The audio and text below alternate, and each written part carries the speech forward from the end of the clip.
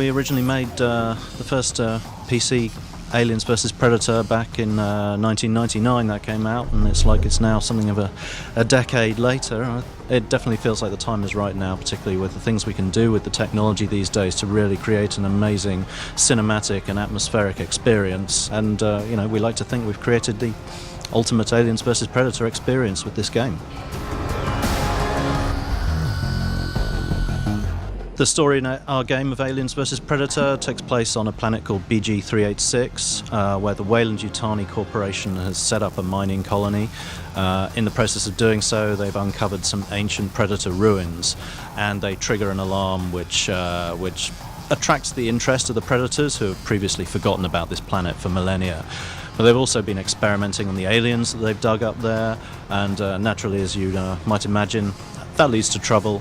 And the point at which the Marine and Predator players join the action, if you like, is when the colony's already been completely overrun by aliens. So the Marine is going in to try and rescue any survivors, find out what went on, and the Predator's going in to hunt down and destroy all these people that really shouldn't be on his ancient sacred hunting grounds. For us, a big part of what makes the Aliens vs Predator games and the movies work so well is the atmosphere, is the light, the shadow, the attention to detail, and those are things that we can really take to the next level with technology these days. We can bring a whole new level of cinematic authenticity to the experience that was never previously possible. In the single player game, there are 3 campaigns, one each for each of the species, and they all tie together. They all give a different perspective on the same sequence of events, if you like. So each one has its own beginning, middle and end. Obviously I'm not going to reveal what the end is at this stage, but for the alien, that involves you breaking out of the labs, freeing your queen, and then taking the mission from there, which is ultimately one of survival. For the Predator, it's about going down to the planet and clearing out and hunting down all these people and aliens and people that shouldn't be there. And for the Marine, it's ultimately becomes a battle for survival.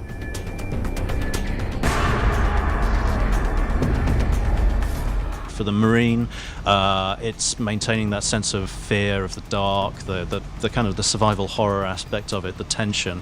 For the alien, it's that empowering ability to crawl on all surfaces, walls, ceilings, move with incredible speed.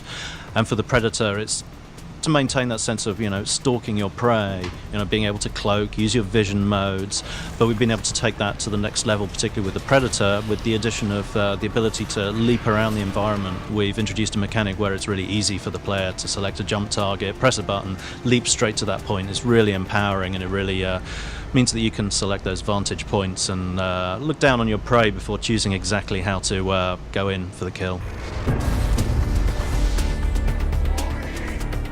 Some of the other things that we've really, added a whole new layer of depth to is the melee combat in the game. And so we've introduced a kind of rock, paper, scissors mechanic where we've got light, fast attacks that beat sort of heavy, slow attacks, but we've got a block move which will beat like a light attack, but the heavy attack will beat the block.